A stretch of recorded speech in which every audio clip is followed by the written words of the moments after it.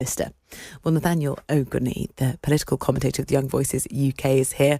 Nathaniel, good morning. Good morning, Rosie. The Mail is sort of making hay of what they're describing as sort of bitter infighting for party leadership. They say that's what's behind the leaks over Angela Rayner's homes, or the tax affairs of her homes that also make the front page of the Times. Do you think there's a civil war in the Labour leadership? Well, I'm not sure I'd go as far as a civil war, but there's clearly a battle emerging for who will succeed Keir Starmer. I think the background to lots of this campaigning is that Labour, just over a year in, are in quite a disappointing place. So you look at the Labour Party, two polls in the last week have put them on a record low of about 20%. In terms of the economy, you hear these briefings about the upcoming autumn budget and whether the Chancellor should remain in place, what taxes she may have to raise.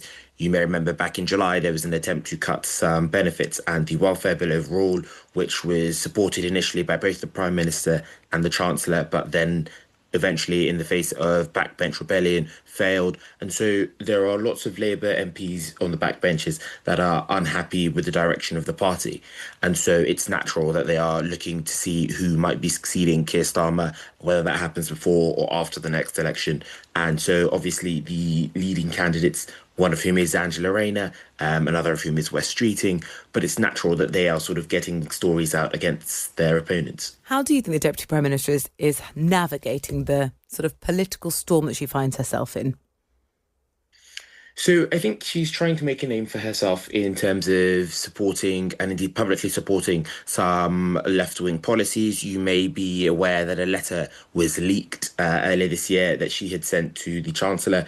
So earlier this year, she had sent a letter to the Chancellor, effectively trying to tell the Chancellor how to do her job, but calling for certain tax rises, whether they were on property or on the financial sector, which were very popular with the left wing of the Labour Party. And so it was an easy way for Angela Rayner to gain some credibility with that wing of the party by proposing those ideas, knowing that letter would become public. So on that side, I think she's sort of trying to curry favour with a number of the unions. She was also one of the backbench brokers that the Prime Minister had to rely on in terms of improving his relationships with backbench MPs over some of the more controversial measures that the government were trying to push through on the welfare bill. And so she's sort of trying to build up her support, not just amongst the left-wing grassroots of the party, but also with left-wing MPs too. Yeah.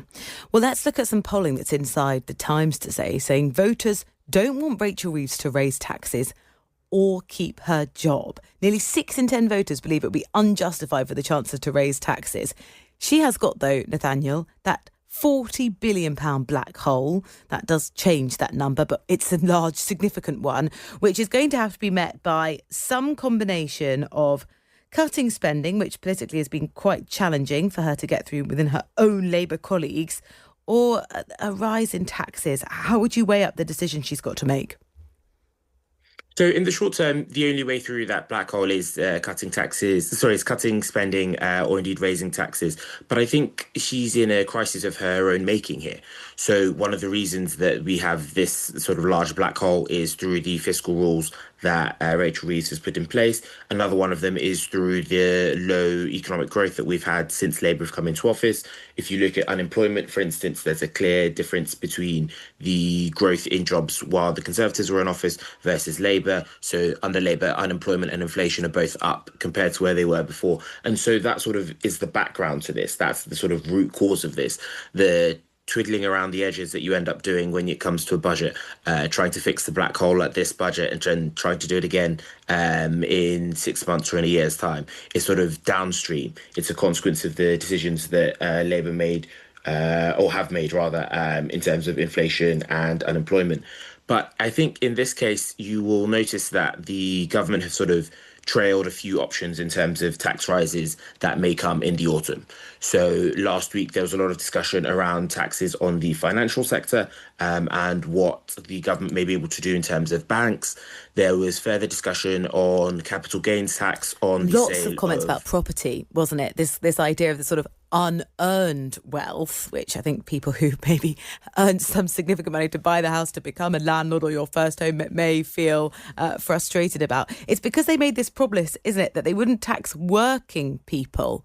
And that's caused a bit of, how much can they wiggle round the definition of who is a working person in terms of where they actually raise taxes?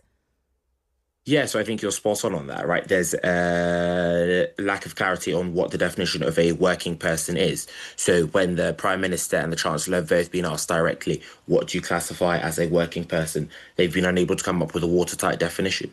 And so that ambiguity in their policy making, that ambiguity in the pledge that they make now means that you sort of get tinkering around the edges. So for instance, was the rise in national insurance tax last year that was levied on employers, but the Bank of England and a number of other bodies now tell us that has impact on employees, so workers. Was that a tax on working people? It's difficult to tell, right? Because the government haven't been clear on what no taxes on working people means. But yeah, you also pick up on the capital gains tax speculation that there's been. There's also been talk on an annual tax on the value of property. How exactly that would be done isn't clear. But there's been lots of speculation over taxes, whether that's wealth taxes, bank taxes, pension taxes. The Treasury hasn't really put out much of that speculation, and so it's been left to run over the summer. And so instead of having good, positive stories about what the Labour government is delivering, you've had a summer of reform talking about whether it's their justice or their immigration policy. And you've also had a summer of a lot of speculation about tax rises, Yeah, and which it's is huge. exactly the Yeah, opposite. it's hugely frustrating because these stories get leaked to the Times. Just in the last fortnight, we had 3 different potential property taxes. And so then we talk about them and interrogate how that might work, whether that's capital gains tax on your primary residence. And then you speak to the government and they say, oh, it wouldn't be right for me to speculate on what the Chancellor is going to do. And you think, well, the government's strategy has been actually to let us speculate about this so that you can sense check how unpopular some of these policies are and working out what you're going to announce in the autumn. But there we go. Couple of things we should talk about is definitely return to Westminster, but also back to school. And there is a really interesting piece in the Times that says Gen Z parents trust TikTok over Ofsted when it comes to choosing schools. What's happening here? Yes, so the survey there from the Good Schools Guide suggests that Gen Z parents are turning to TikTok and online social media in place of the official Ofsted rankings that you get from the government. I think part of the background for this is that the ratings are changing. So, as a result of some changes that Labour are bringing in, Ofsted will no longer be using the traditional system, which a lot of people understand. Just That one is word where system.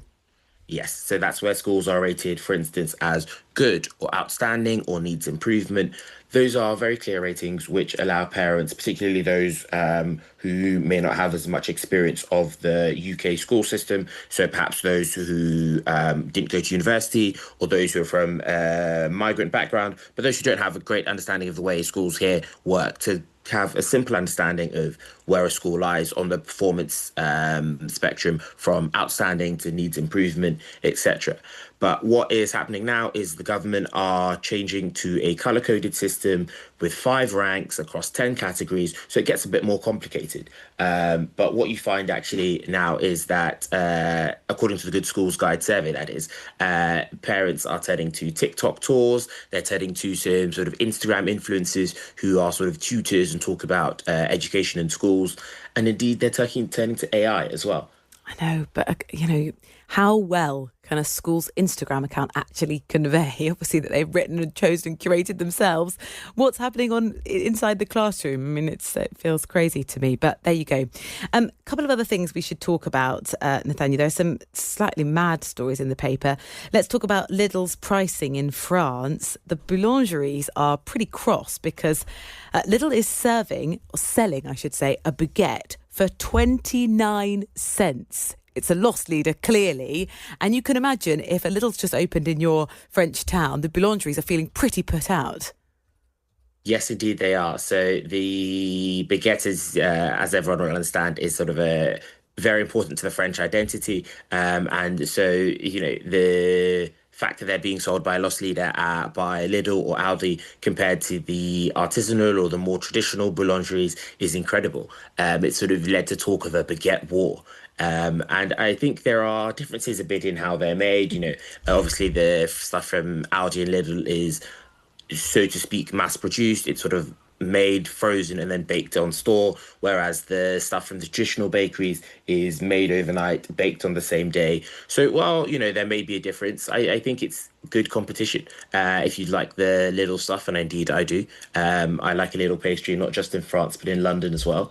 But if you like the little stuff, then that's good for you. And if you'd like to get the more traditional artisan stuff, made by hand at 3 in the morning, then that's also an option. But I think the little stuff is far cheaper. And I think that's causing a lot of the dismay. Yes, you can imagine. Nathaniel, thank you very much. Nathaniel Ogunniyi, political commentator with Young Voices UK.